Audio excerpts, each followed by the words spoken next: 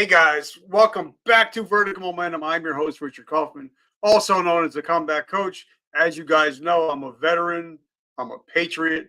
My our house bleeds red, blue, and green, red, white, and blue.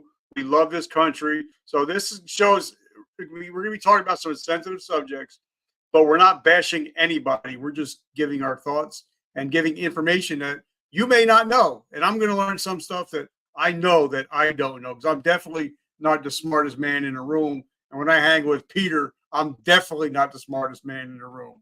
So this guy, my friend, he's an author, speaker, leader. He does it all, and he's got a new book about to drop. So we're going to be talking about where is America now, and where is it heading in the next couple of years. So Peter, my brother, welcome to the show. Hey, thanks for having me, man. And we've been friends for, I guess, we're going on 5 or 6 years.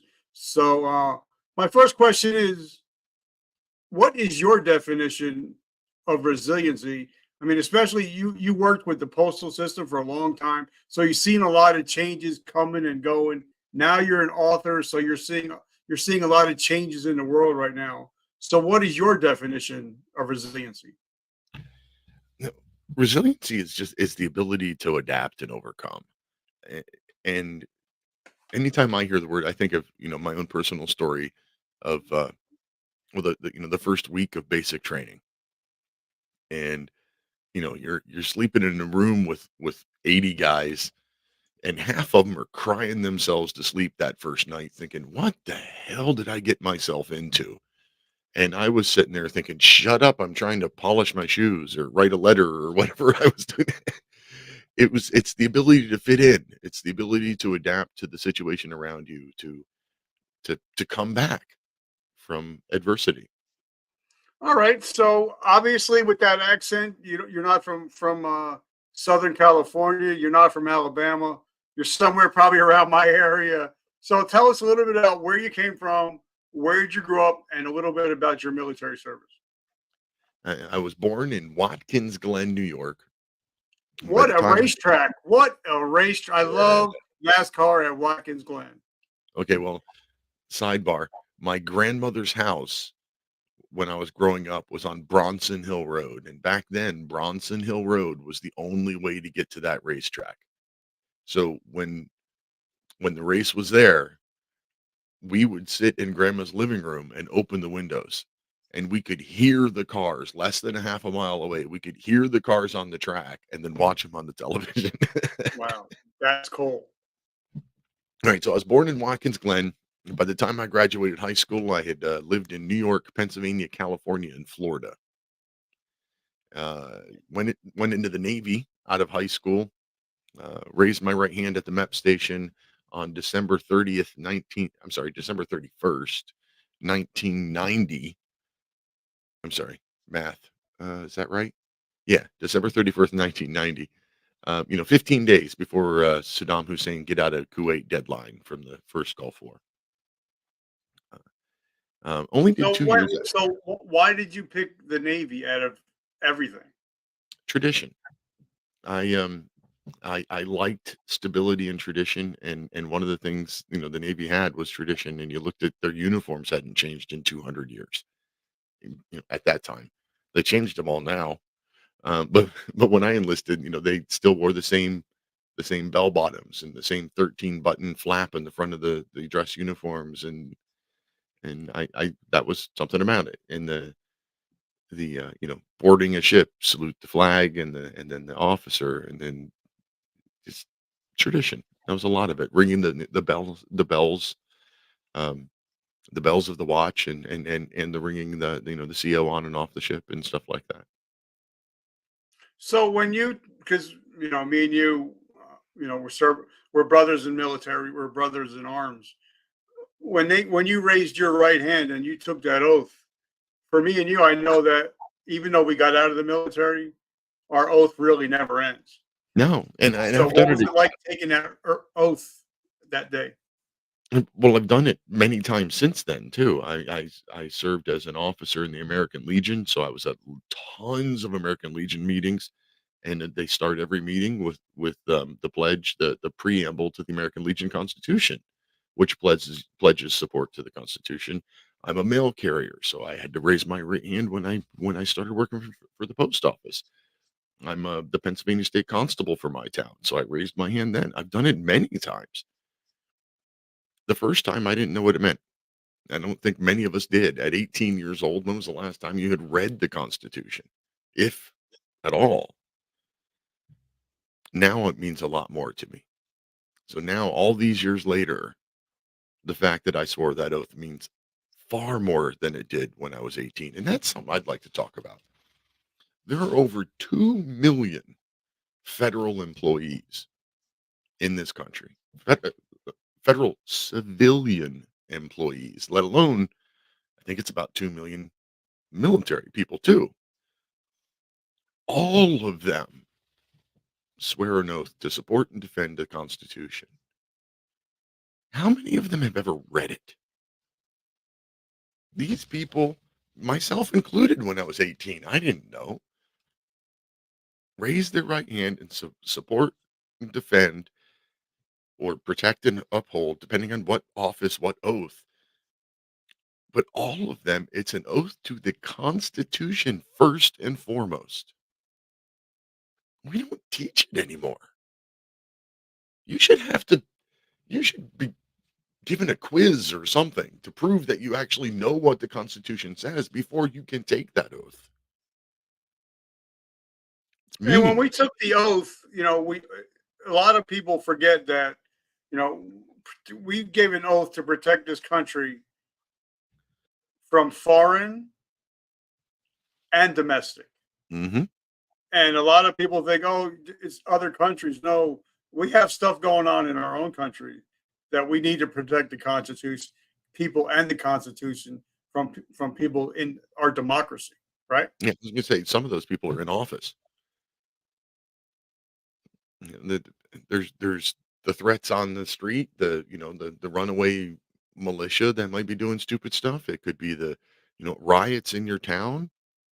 It could be elected officials that shouldn't be there. It's it's enemies, foreign and domestic. It's an important thing to swear an oath. Our founding fathers thought it so important that they made every federal employee do it. But we don't read it. We don't teach it. An oath is meaningless if you don't know what you're saying. I mean, like one of my best friends, his name is Jim Molinelli. For Halloween, he used to give out copies of the Constitution to kids for Halloween. And I'm, I'm I'm one of the, I think I'm like one of the only people that actually has a Constitution on their desks every day. So, if you ask most people, have you even cracked, you have you even looked at it? They're like, no, I've never been to Washington. Like, there's a library, there are certain places you can look at it online for free. I've given out thousands of them. I've bought thousands of copies of the pocket-sized copies with my own money and handed them out to people. It's that important. I used to set them in offices and businesses around town. I handed them out whenever we had events in town.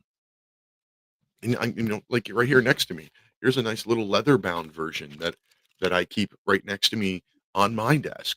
Well, here's another copy. This is an indexed version that in the back you go and you say you want to look something up. Like, let's see here. All bills for raising revenue shall originate in the House of Representatives. Well, where is that? Oh, well, that's Article 1, Section 6, Clause 2. And it tells you right there. Um, this one I'm giving away with my new book. If you pre-order my new book in the month of February, I'm going to get you a signed copy of the book. I'm giving an indexed copy or an indexed version of the U.S. Constitution, and and I'll send you an ebook too, just because if you're buying a physical copy, I'll get you the electronic one too. But the So, the Constitution is my belief in government, so I want to spread it around. okay, so now how many years did you do in the Navy? I only did 2 years on active duty, and then I did 8 years in the reserves, and I got out for stupid reasons. I should have stayed in. I felt slighted and annoyed um, because all right. So I made E3 going in. I had taken ROTC in high school, so I was E3 when I went in. I made E4 straight out of my MSA school, so I was E4 with less than 6 months in the Navy, and I went for E5, and I was on track to make chief E7 in 7.5 years, and then Clinton got elected and shrunk the size of the Navy, and I couldn't make E5. I was And that's when the government started having early outs and stuff like that, uh-huh. and Yeah, that's when I they was a lot of people got downsized. yeah, I was a 4.0 sailor. I had perfect reviews. I had perfect test scores. They just were not promoting any E5s in my rate. And after I tried 3 times, I was like, yeah, I'm done. You ruined my dreams of making chief in 7.5 years, and I can make this much money on the outside. So I left. And then I did my reserve time, and I hated the reserves. I hated switching back and forth between military life and civilian life. I could deal with either one of them separately, did not like the switch back and forth. Because you weren't civilian and you weren't military, so you were pretty much you're just on the fence all the time. And it Yeah. was a battle between the two because your employers sometimes were can be real assholes. And then if there ever was a wedding, anything going on, guess whose weekend that's going to be? It's Oh, going to yeah. be your drill weekend. Right? Always your drill weekend. Yeah. So now, when you got out from active duty, because one of my friends, Sergeant Nick Valentine, says once you get off out of the military doesn't give a shit about you. Nope. Your phone stops ringing. You don't have camaraderie. You don't have a mission, and a lot of us don't have a paycheck. So, what was your transition story like? Mine was reasonable. I was an MS, which is a cook. It was a cook in the Navy, and I had been a cook in the private sector before joining the Navy. So I got out of the Navy and went straight back into the restaurant business, no problem. Camaraderie wise, I was already married. I had my wife, and that was it. Um, my marriage didn't last. I had actually part of the reason I got out of the Navy is I thought maybe that my time in the Navy was ruining my marriage, and it turned out to it's probably my time at sea that was saving my marriage. But that's beside the point. I had a conversation with a senator about what you're talking about once, though. Senator Pat Toomey from Pennsylvania. Back when I was big in the American Legion, he had this thing. It was supposed to be a veterans roundtable. So he had some of the leaders of the different veterans organizations, the American Legion, the VFW, etc. It wasn't a round table. It was a senator sitting at the table trying to mouth off about what he had or hadn't done for us. He didn't want to hear our opinions. Because when he got to the veteran suicide rate, and when he got to the trouble detransitioning or transitioning out of the Navy or the military, transitioning out of the military into the civilian life, I actually raised my hand and interrupted him. I said, with all due respect, sir, the best resource that you have for trying to help a vet get out of the service and transition to civilian life is the people sitting around this table. Every person here is the head of an organization of veterans, and we all went through it. And a veteran is far more likely to talk to another veteran about whatever challenge they might be having than to talk to any counselor or any transition team person or whatever nonsense that the government tries to make up about that transition. Tap these organizations sitting around this table, and it would be a free resource, and it would be a helpful and effective resource. But of course, he didn't want to hear it. He just wanted to, he's a politician. He wanted to brag about what he had done. All right, let me ask you a question because whenever I have friends like you on the show, I don't ever know where the conversation goes. Because whenever we're having lunch somewhere, we don't know where the conversation flows. So Mhm. I don't have anything scripted. But you know, now I've interviewed almost 1,200 interviews. I've interviewed SEALs, Rangers, Delta Force, Army, Navy, every branch you can think of, and a lot of the younger guys that are getting out now, I'm not shitting on the VFW, the AMVETs, because I'm a member, charter member of a lot of different groups. But it seems like a lot of younger guys coming over from the Afghani war, they don't want to join a VFW and just sit around and do nothing. They want to go out. They want to uh, have places where they can go play video games, where they can go on hikes and stuff like that. So, do you see a Right. decline in VFW and AMVETs in the last couple of years? I And why? And if you do, why? it's cyclical. It happens all the time. It happens between every generation because one generation right now, it's mostly the Vietnam era veteran generation is kind of in charge of these groups. And then as they start to die off, then the Desert Storm era veterans will become more in charge. The young guys come back, and it's the old guys in charge of the veterans groups. And the old guys they don't give a crap about video games. And there is a problem there. But the only way to fix the problem is to bring the young guys in. The young guys have to be there. And there's a couple of individual groups. I'm not going to say that the American Legion has it right, but if you look around, there are a couple of American Legion posts, individual posts that do it well. We had one in the two counties I was commander over. We had one that was really good at bringing young people in, but most of the other ones are like, we invite them, we give them a free beer, and then they wonder why they don't come back. Like they don't bring in the camaraderie. I wasn't talking about the club side of the American Legion or the VFW or the AMVETS or Mhm. any of these groups. They Yeah, all have service officers. They yeah. all have people whose jobs it is to reach out to the community. Those are the people that should anytime anybody's getting out of the military, those people should be in contact with them. They should be right there.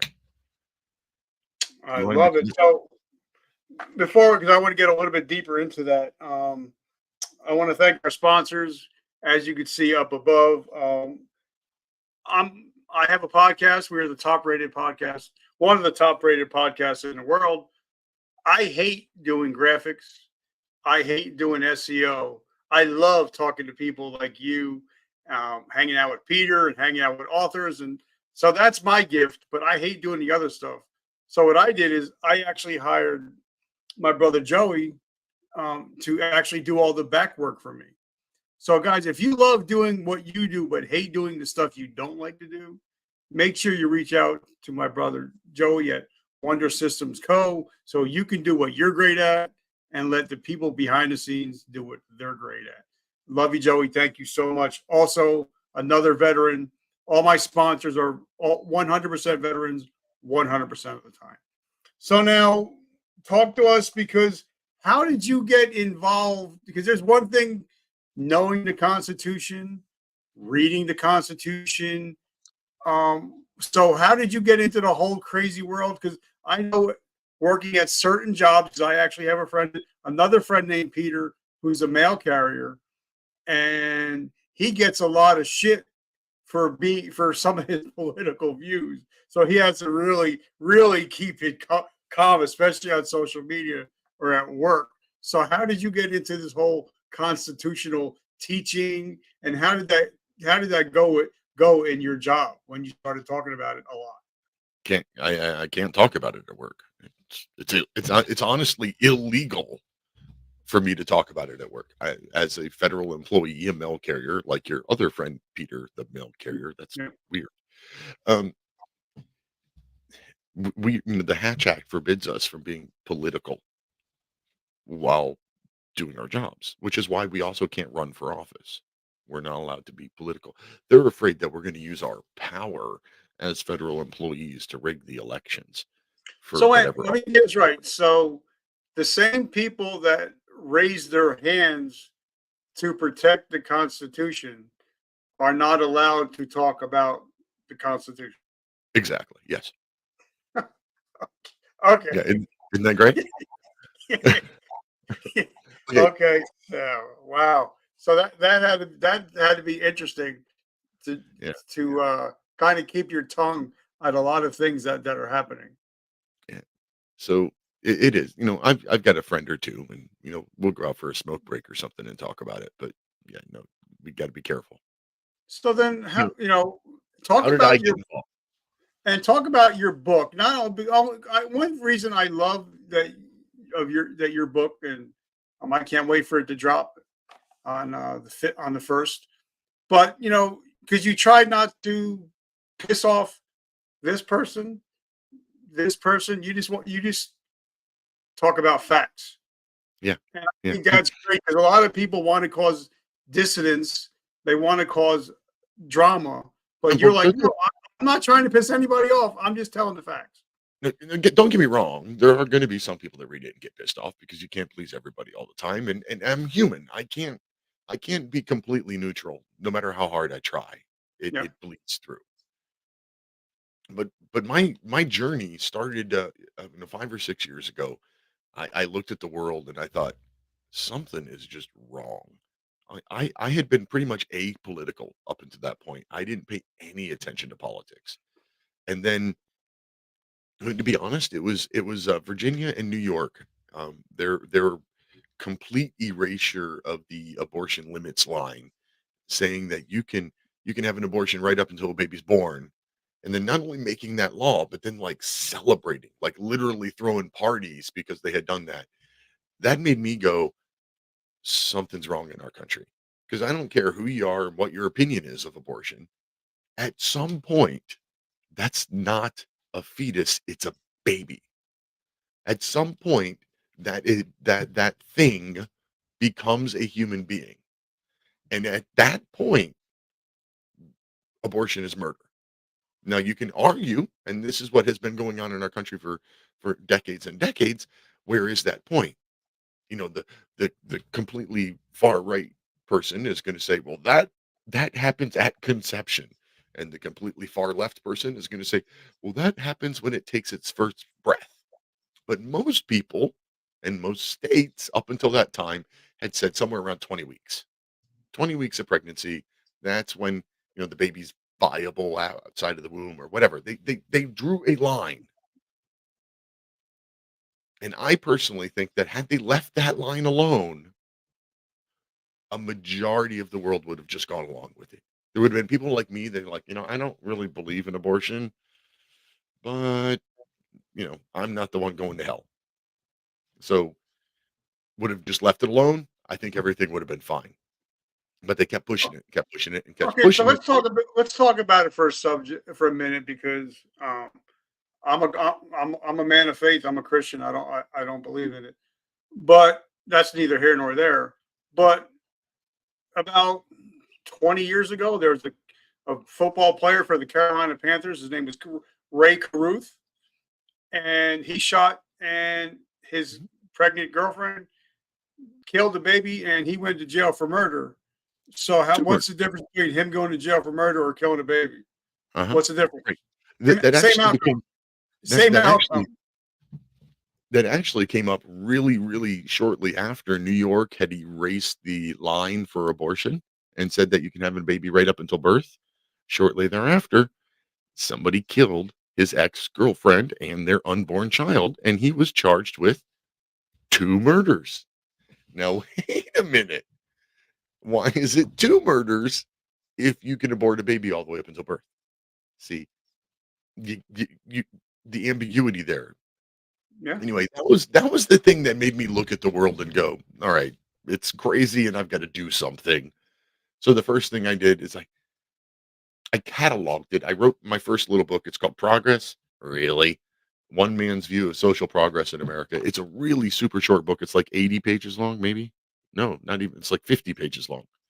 Um, and it was just me looking at social progress within my own lifetime. And at this point, I didn't know where I stood on the political spectrum. I just knew that something was wrong. And then I wrote this book. And then after writing that book, I had people tell me, you should do a podcast. You've got a good voice and people really don't read anymore. You should do a podcast. So I launched a podcast. It was called Liberty Lighthouse. And Liberty Lighthouse joined one of the internet radio networks, and it became a radio show. And then I wrote my second book. It's called So Simple Even a Politician Can Understand: Simple Ideas for Seemingly Complex Political Issues. And this is about a collection of about a dozen ideas that either came to me or came through guests of my show. And by this time, I'm leaning more toward the conservative. Like I realize, hey, I'm pretty right wing by the time this book comes around. Then a couple more years goes by, and well, I lost the time slot that I was doing my radio show on. And at that point, I had a third book that was out. I was writing a fourth book. I had decided that I was a constitutionalist and I wanted to teach the Constitution. So I was trying to build online courses on the Constitution, and I was writing a weekly opinion article, and I was I was doing way too many things at once, and I realized that, and I knew that I was doing so many things at once. I probably wasn't doing any of them very well, and I knew I had to give up something. And the radio station I was on changed their programming time clock, and I lost the slot where I was, and they offered me another slot. They offered me any other slot I wanted, really. But the time that I was doing it was really the only time I had available.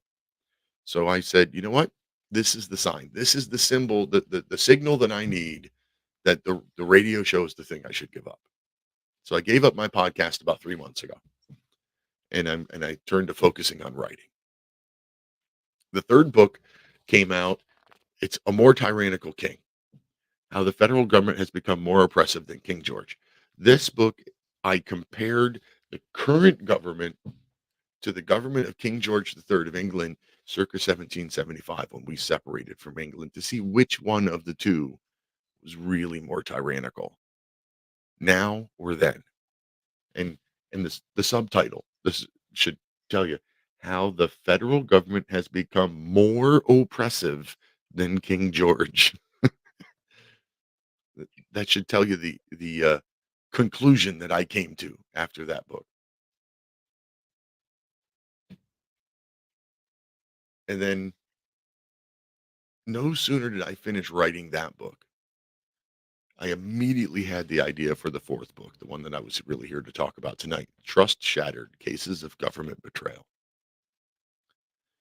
Trust Shattered, I go through about 45 instances where the government has betrayed its sworn duty to protect us, to protect we the people, protect our lives, our liberty, and our property. John Locke, Enduring Principles, Life, Liberty, and Property. And I went through and I put these 45 things in this book, and I did my best to make sure that I did not include anything that anyone could call a conspiracy theory. It's all things that the government has been caught doing and admitted to doing, usually about 20 years after they get caught. They admit to it. All right. So, but now, like we were talking before we got on air, the constants, as you were saying, and I'm probably going to get it wrong because the Constitution says the federal government has 17 jobs to do, but there's 400 and something agencies to do Mhm. 17 jobs. Now, Yeah. I'm the ninth grade dropout. I'm not the sharpest tool in the shed, but I know 400 something doesn't go into 17. So, so drop a little knowledge. Okay. So through all this journey of mine, I have discovered that I am what's known as a constitutional originalist. And I believe that our federal government needs to be restricted to the jobs that it was given, the powers that it was given in the US Constitution. And Congress, the legislative branch, who has all legislative authority according to the Constitution. Article 1, Section 8. There are 18 bullet points or 18 clauses. 17 of them are powers given to Congress. The 18th one, it says, well, you can do what you have to do those other 17 jobs. So these are things like have a navy, have an army, have a post office, um, collect taxes. I I don't know. I have copies of the Constitution right here. Let's look it up. So there's 18 or 17 jobs there. But like you said, there are 445 federal departments and agencies. So right, why do they need 445 federal departments and agencies to do 17 jobs? Because obviously they're doing a lot more than those 17 jobs now.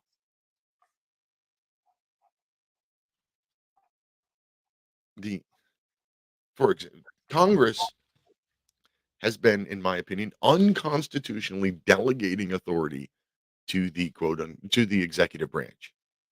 So Congress makes an agency, right? So they say, we need to protect the environment. Let's make the EPA. And well, the EPA was made by Congress, but then it becomes an executive branch agency where they report to the president.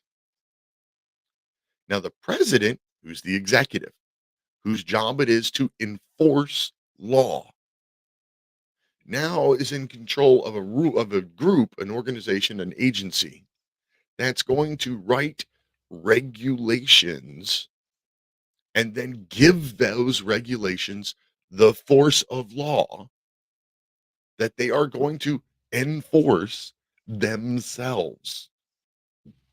That's a violation of the separation powers concept of our country. No one group should be able to write a law and then enforce that law themselves. That's why we have an executive branch and a legislative branch.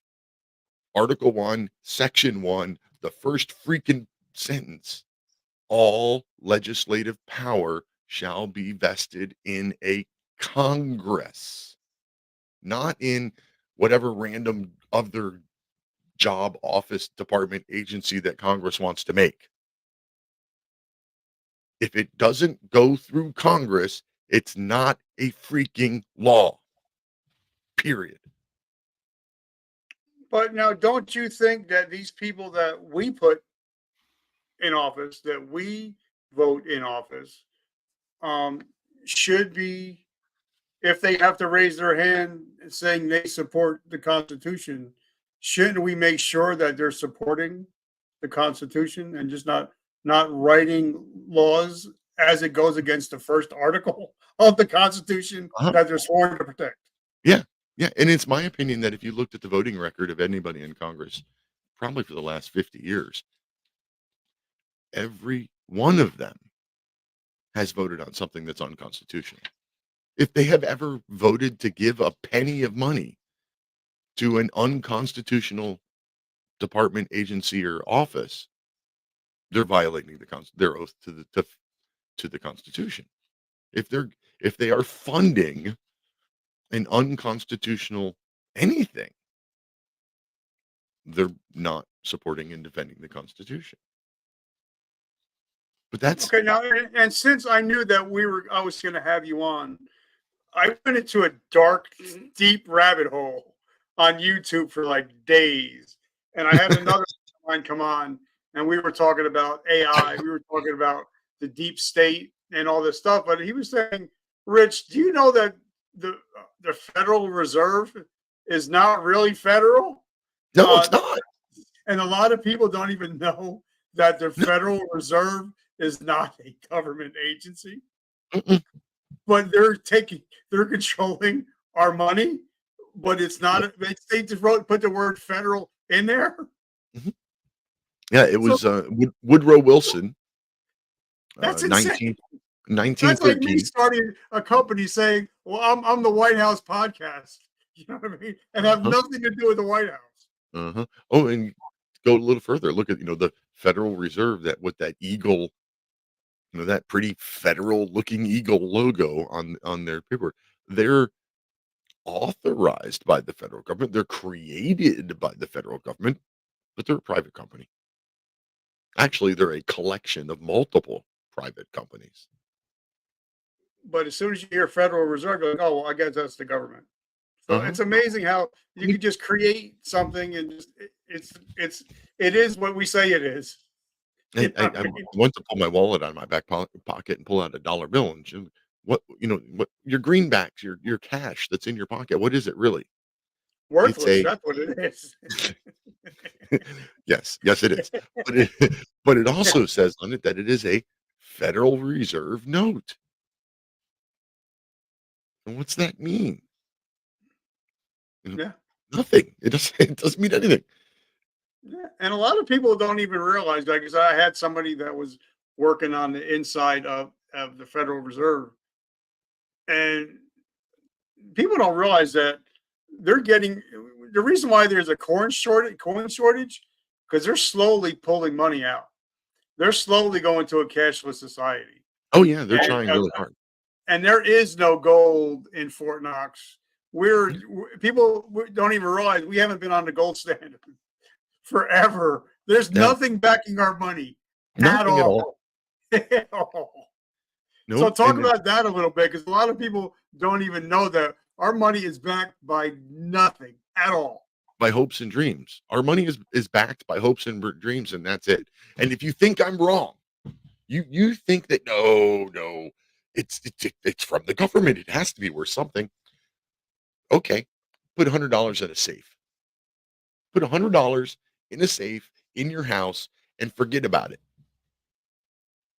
But before you forget about it, write down what you could have written or what you could have bought with that $100.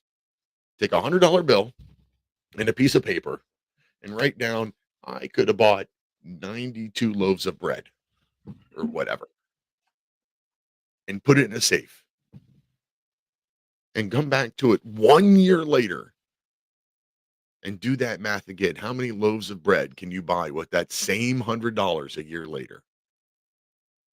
Why does that happen? Why does inflation exist?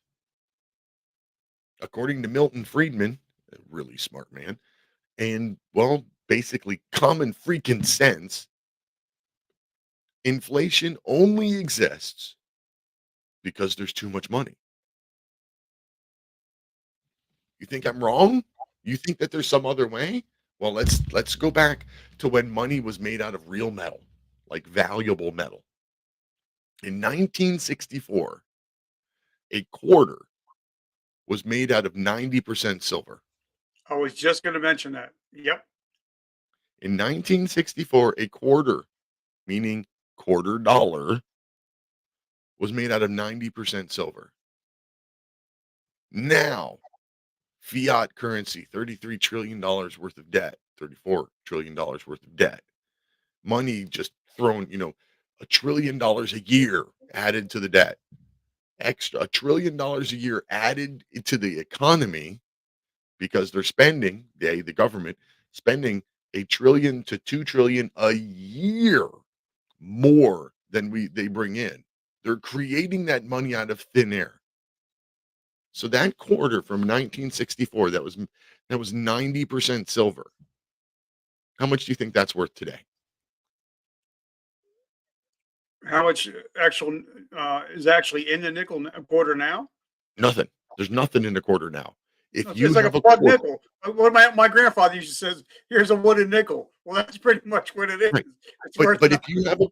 if you have a quarter from 1964 or earlier that's made out of 90% silver, and you just just sell it for the silver value itself, not for its antique value or collector value, just the value of the silver itself. What do you think it's worth today?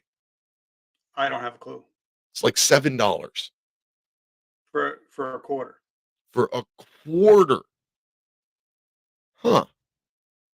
So you mean that if our money was still tied to something of value,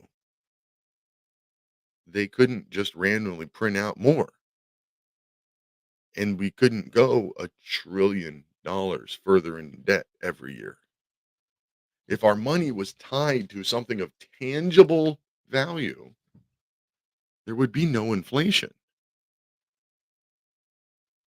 The fact that that quarter, 90% silver from 1964, is worth over $7 today just in its silver content proves that inflation is a man-made thing created by too much money. Otherwise, Now, that quarter would still only be worth a quarter. do you think, because like I said, I went into this deep dark wormhole. My wife was like, "Just get off YouTube." I'm like, "Hold on, I got something else I want to watch." And I was talking to, like I said, the gentleman from the Fed Reserve that he wasn't renamed. He was nameless, but he said as soon as the Ukrainian war kicked off, Russia started buying up mountains and mountains of gold to put Several themselves countries. back on the gold standard. Yeah. Is Well, that coincidence? Is that coincidence? I think the I don't timing might think so. actually be coincidental because Uh, you got the BRICS countries, right? Have you heard of the BRICS nations yet? no, what's that? Brazil, Russia, India, China. I forget what the S is. I don't know. But those were the original five. But there's more that have joined in. These are countries that are working together on a currency, the BRICS currency, that is gold backed. There is going to come a time in the near future, 10 years, 5 years, tomorrow, 50 years. I don't know. But there's going to come a time soon when the US dollar is no longer well, the world currency. At some point, somebody's going to say, hey, those Americans have got like $34 trillion worth of debt. Should we really be using their money every time we buy or sell oil, for example? And they're going to change it. And at that point, the American economy is going to crash. Because the only reason that our government has gotten away with just printing more money anytime they freaking want is because it's the world reserve currency. And until recently, if you wanted to buy or sell oil anywhere in the world, you had to use US dollars to do it. But like last year, Russia did almost 30% of their business in bricks, in gold.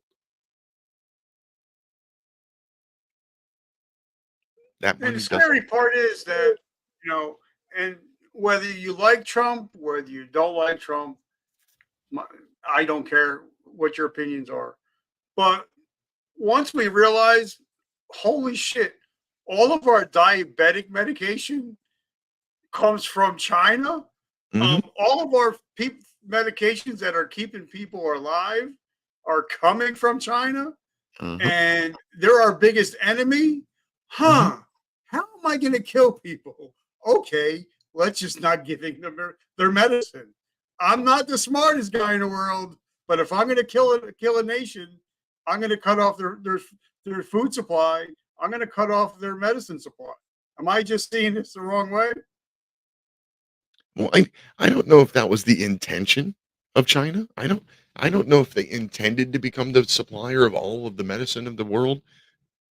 So for that purpose, they may have just done it because we can do it cheaper for you and we want to get bigger and make more money. And they may have just done it for economic reasons. But there are, happy side effects sometimes. Sometimes you do something for one reason and then this other thing shows up. So maybe they did it all for economic reasons. They just wanted to, dominate the market. But now they're like, hey, wait a minute. Now that we dominate the market, we can just cut off supply of medicine. And 66% of American adults are on meds. If we stop making their meds, two-thirds of American adults are going to get sick in one way or another. All right. But I think that until people have conversations like we're having now, where it's civil. We're not calling any side out. We're just talking about what it actually is, because we're all you can do is talk about what it is. You Mhm. can't talk about where it started, because we're in such a situation where we can't be blaming everybody. Now we just got to get to the point where, okay, we got to put America first. That's why they would never make me president. I would be the worst president in the world, all because first thing I would say is I'm pulling everybody out of every country, every soldier. We're putting up on our borders, and we're saying, hey, fuck you guys. We're taking care of America first. We'll worry about you clowns later. Yeah. Because I mean, Lend there's us no to our own reason to have household. troops in Germany since World War II. We still got troops in Germany Mhm. and on the DMZ, and we're not getting paid crap for having them there.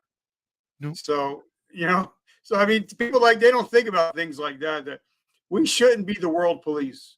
We shouldn't be bankrolling anybody when we don't even have a bankroll. Mm-mm. Well, I mean, show me one word anywhere in the United States Constitution that gives the federal government any power of charity, whether internal charity or external charity, whether foreign or domestic. It ain't in there. It's not in the Constitution. As a matter of fact, well, let's see, Madison was in the House of Representatives.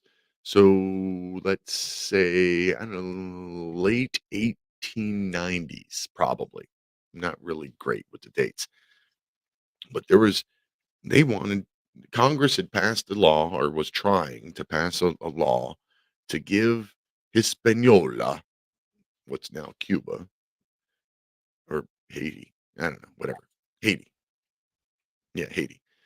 They were trying to give um, money to Haiti, Haitian refugees.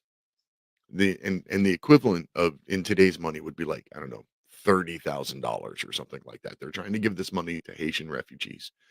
And Madison, the guy who actually penned the US Constitution, stood on the floor in the House of Representatives and said, I can't put my finger on the article in the Constitution that gives us the authority to spend the public money on charity.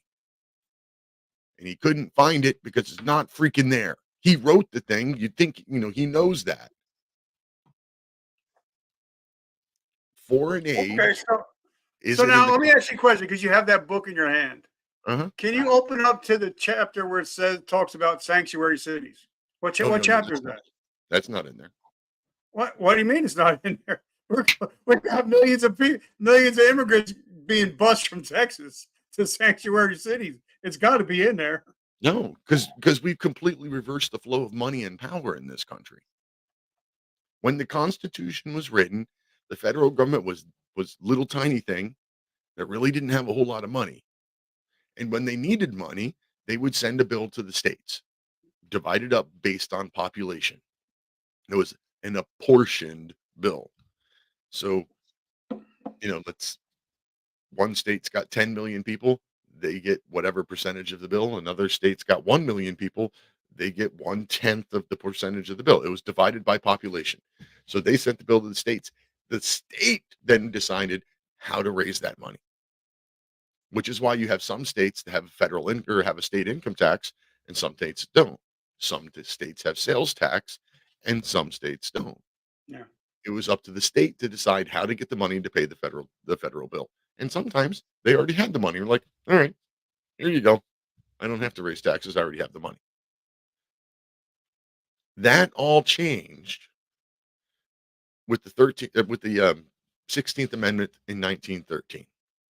The 16th Amendment authorized the federal government to bypass the state and reach down to your frickin' paycheck and take money.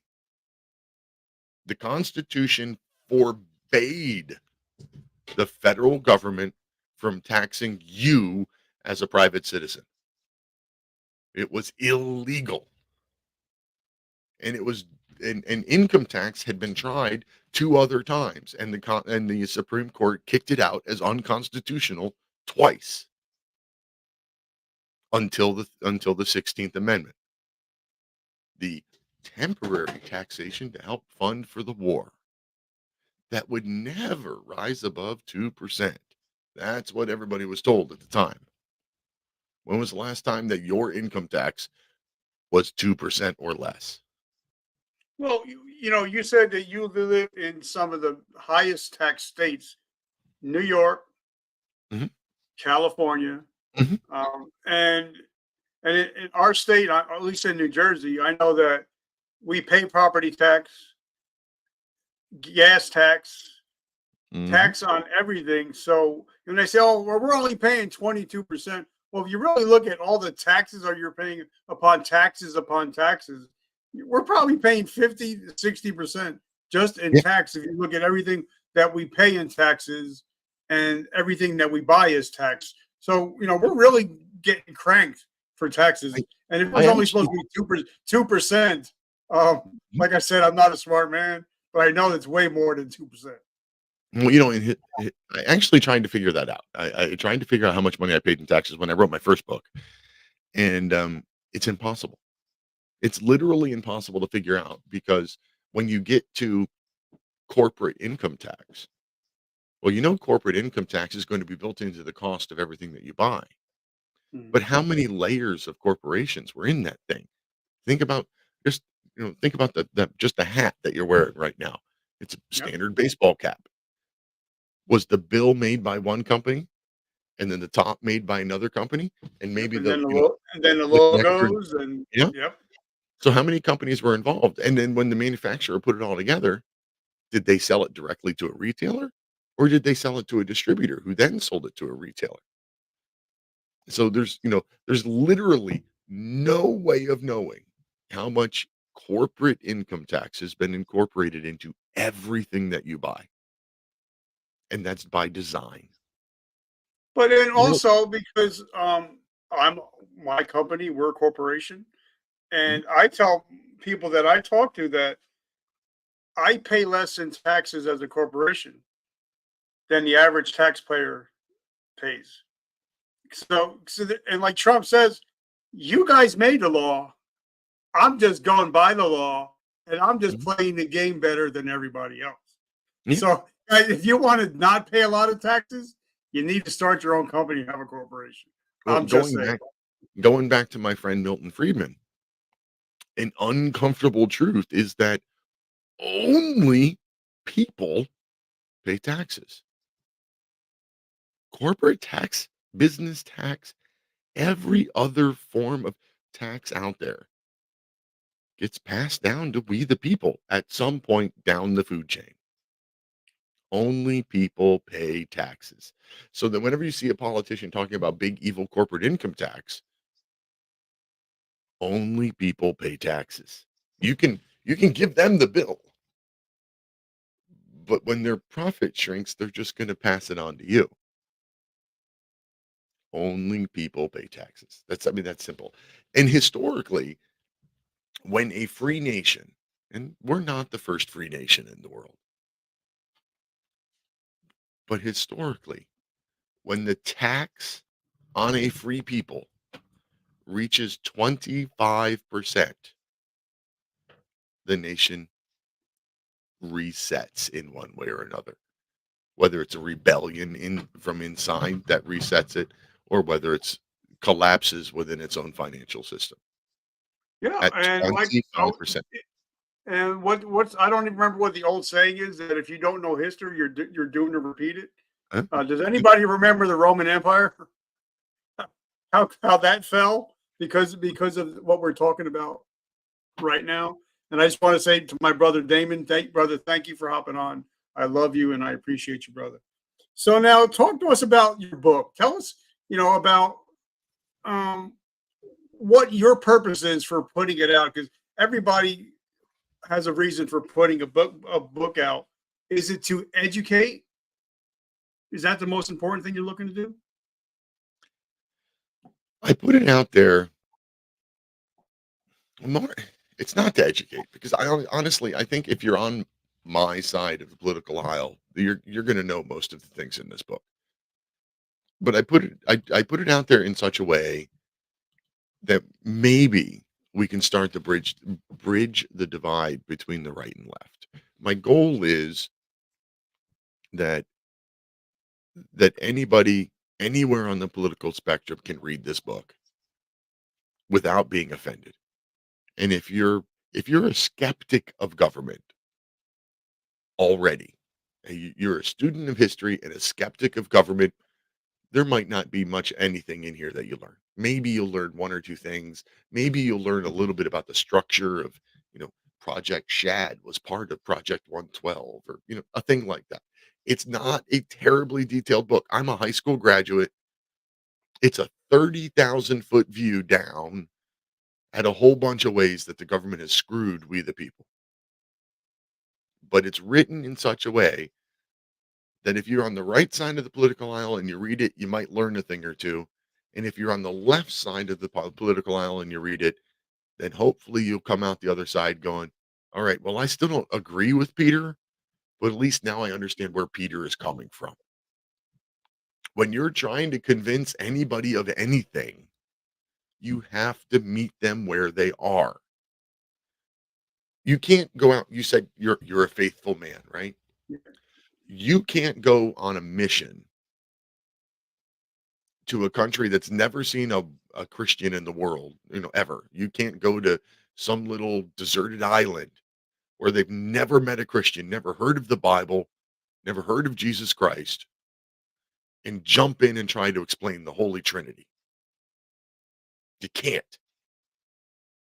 You'll make their heads explode and they'll throw you off the boat or stab you or whatever it is that they do in that particular culture. You've got to meet them where they are. You can't go to a completely, let's use healthcare. Somebody says, well, there should be universal government is the only way to have health care for everybody. You hand them my book, Trust Shattered, Cases of Government Betrayal, and tell them to read part one, Betrayed Bodies, Government's Unauthorized Human Trials. And after they read that, and they still think they want government involved in their health care in any way, well, then you understand that there are people that you can't ever convince because part one talks about the Nuremberg Code, the compulsory sterilization of the early 1900s, where if the government decided that you were too dense or you were undesirable in some way, they sterilized you so that you couldn't have babies. No no just process involved. It's just somebody said, "Hey, that one's stupid. Tie her tubes or take out her uterus," or whatever that it was that they wanted to do. And then there's, the Tuskegee syphilis study. Everybody knows about that one, right? Mhm. 600 African American men that with syphilis started in 1932. They took 600 men to have syphilis, and they said, "All right, we're going to treat you for bad blood." And they watched them because they wanted to know what syphilis did long term. Like 10 years after that study started, it became common knowledge that penicillin cured syphilis. None of those 600 men were given penicillin. And the study went on for another 60 freaking years. And we watched these men's brains melt because we were just curious as to what syphilis would do if you let it go untreated. And an experiment done by the federal government on American citizens. The polio vaccine, that's another one. Have you ever heard of the Cutter incident? No. Pol- Polio vaccine comes rolling out, and Cutter, which is a vaccine manufacturer, well, they made a mistake, and they let some of the vaccines go out with live polio in them, and the government found out about it and told them to use it anyway. And 150 kids were jabbed with a vaccine that gave them polio. Could have been stopped. Government knew about it, did it anyway. But the fact, let's fast forward today. You might think, well, that was 70 years ago. The government's gotten a lot better now. Really? What about the FDA? Did you know, I said earlier, 66% of American adults are on prescription medications. Did you know a third of the prescriptions that the FDA approves get pulled off the market because of safety concerns at some point? Yep. A third. That means right now there's like 100 million people on a medication that the FDA is going to yank off the market at some point and say, "Oh my God, that's dangerous." But we keep trusting them to put the FDA seal of approval on the bottle. Why do we do that? Okay, so now let's, because the rest of the book, I want everybody to go out and I want you to pick up the book. So we're not going to talk about anything else. We'll just talk about what we're talking about now, since you brought it up. I believe that the healthcare system, they're creating customers. Mhm. They're not healing You're people. They're damn creating slippy. lifelong customers, right? Yeah. Oh, yeah. Yeah, yeah. That's not in the book, but yes. Well, you've got a collusion. You've got a collusion between the the, uh, the pharmaceutical companies and the insurance companies. Those 2 organizations control all of healthcare in this country today. The pharmaceutical companies provide all the data to the FDA for them to give their seal of approval to. Oh, by the way, any of those people that work at the FDA, when they're ready to retire, they all seem to end up with big cushy jobs at pharmaceutical companies. Wonder how that happens, right? And I'm sure none of them signed any NDAs or anything like that either. Right. None of them own patents and make millions off of any of these drugs or anything like that. And the insurance companies, well, they control your doctor. Your doctor doesn't, he's not an independent doctor anymore. He's got to follow the insurance company rules or the insurance company doesn't pay him. How many of us actually go to a doctor and pay him with our own money anymore? Very few. So now the insurance company owns your doctor and the company is in bed with the insurance company. So why do you think every time you go to the doctor and you say, "Hey doc, whatever hurts," doc just writes you a pill? You don't have a relationship with your doctor anymore. There's you know, quick story. So I threw my back out. Didn't know what was wrong. My back freaking hurt. I go to the doctor. I go in. I sit in the waiting room. Back hurts. Nurse comes out. Triage nurse. Peter? Yes, ma'am. I get up. I hobble way back. Takes my blood pressure and temperature and weight and whatever. Takes me back to the exam room and sits me down. Waits for the doctor. Doctor comes in. What seems to be the problem? My back hurts.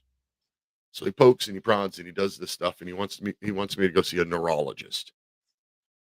I use the VA medical system. And I like the VA, but the one thing it is slow. And it was going to be like six months before I could see a neurologist. I'm like, doc, I can't go 6 months like this. Is there anything else I can do? You know, "Yeah, we can send you to physical therapy. Maybe we can make it a little better before you get to the neurologist." All right. So I go to physical therapy. I'm waiting in the waiting room at the physical therapy. Physical therapist comes out. Peter? Yeah. I get up and I'm hobbling back. Physical therapist, we get back to the room. He's like, I noticed you limping on your way back here. Do you always limp? I'm like, no, my back hurts. He goes, back pain doesn't cause a limp. And he immediately realized that it was like my SI joint was out and he did one freaking exercise and I was able to stand up and walk out without a limp and no pain. Now the problem I'm trying to highlight here is the doctor never saw me walk. The doctor probably would have known the same thing, that back pain doesn't cause a limp. The nurse who saw me walk either didn't tell the doctor because she didn't think it was important or whatever. But there's a whole problem there. We don't have a relationship with our doctor anymore. If we had a relationship with our doctor, the doctor would notice things like that. The doctor would notice, like, "Hey, I haven't seen you out for your morning jog lately. What's wrong?" Now you go see your doctor and he just writes you a pill because some pharmaceutical company wants to get richer. Okay, so and then we're gonna start winding down, but I do, I believe that there's reasons certain things happen. Now, I've been in recovery 35 years, celebrated 35 years January 1st. But Congratulations. it seems that when we were in Afghanistan, the country with the most poppy seeds and a country with the most natural grown drug stuff, that as soon as we invaded Afghanistan, all of a sudden we have an opioid product in the United States. Where's No. all the opium coming from? Where are they growing it in Kansas? So is am I just looking into things, or was that just one of those things that make you think, hmm, That's makes one of you those think for a second? yeah, it's one of those things that makes you think for a second, and it's one of those things that we'll find out 20 or 30 years from now was, the CIA was doing it in order to control the poppy fields. Just like, just like the heroin in during Vietnam. The CIA was I don't remember what they were doing with it, but there was something about drugs down there that where the CIA was dealing drugs to buy arms or selling arms to Yep. buy drugs or whatever. We'll find out about it in 20 or 30 years. Okay, so last couple of minutes. So, as the current climate right now, it's Valentine's Day, 2024. Where is our country at now, and where do you think it's heading in the next couple of years? I think we're heading off a cliff, and we're gonna head off that cliff, and the economy's gonna collapse and likely get taken over by somebody, China, unless we turn the ship around. But you can't turn it around in a day or a week or a year or a decade. It took 150, 200 years to get this screwed up. It's going to take a while to fix it. And anybody who comes in and thinks they've got a magic wand and they can go poof, we'll just reset to constitutional boundaries like that, but you're going to collapse in the whole of society. We need hundreds of people in Washington, D.C. that we elect that understand what government of, by, and for the people based on the constitutional framework is supposed to look like and work to turn it back around. Or we're going to fall off the cliff and we'll all be speaking Mandarin. So then, what could somebody like Richard, Peter, Damon, what are some of the things that we could be doing to start to right the ship? Because we can only right the ship if somebody picks up an oar. Yeah. Yeah. So And, how and, do and we do that as private citizens? number one, educate yourself and educate your neighbors. My God, learn the Constitution. John Jay, first Supreme Court Justice, author of 7 of the Federalist Papers. John Jay said, it's the duty of every, I'm sorry, I'm not going to say that this is an exact quote because I'm bad at quoting. So the gist of what Jay said was the duty of every citizen of a nation is to read and study its constitution so that it can better perceive when its liberties are being violated. Step one, read and study the constitution. Teach others to read and study the constitution. The government got as big as it is and so out of control because we the people stopped paying attention. If there's any one group that's more responsible, Democrats, Republicans, whatever, no, we the people took our eyes off the ball. We the people got content and lazy. We the people stopped paying attention. So read and study the Constitution. All right. So how this new book comes out May 1st, right? Yep. So how do we pre-order the book? And you said people that want to know about the Constitution, you're actually going to throw a free Constitution in there. So Yeah, how yeah. do we go about pre-ordering your book, and how do we find you and support your mission? All right. So I got pardon, big special deal going on if you pre-order it during the month of February. If you pre-order a physical copy, paperback or hardcover copy in the month of February, I'm going to sign it for you. I'm going to give you the index copy of the US Constitution.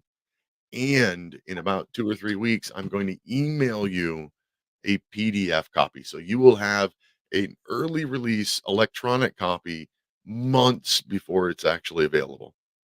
And then you'll get the Constitution and the book itself on or about May 1st.